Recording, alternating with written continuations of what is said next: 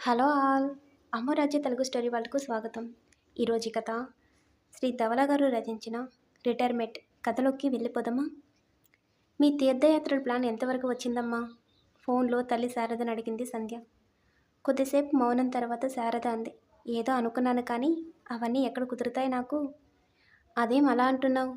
నాన్న రిటైర్ అయ్యి 2 నెలలు కావస్తుంది కదా, ఇంకా తీరిక దొరకలేదా నీకు? నొచ్చుకుంటూ అడిగింది సంధ్య. ఎక్కడమ్మా తీరిక? రిటైర్ అయ్యే దగ్గర నుంచి మీ నాన్న స్నేహితులు ఎవరో ఒకరు రావటం, వారికి వడ్డీ వండించడంతోనే సరిపోతుంది. మీ నాన్న కూడా ఇంతకాలం ఆఫీస్ పని ఒత్తిళ్లతో ఒక్కరోజైనా ఆస్వాదిస్తూ తిన్నది లేదు. ఇప్పుడే ఒక్కసారిగా తీరిక దొరకడంతో అది చేసి పెట్టు, ఇది చేసి పెట్టు అని అడుగుతున్నారు. అలా గడిచిపోతున్నాయి రోజులు.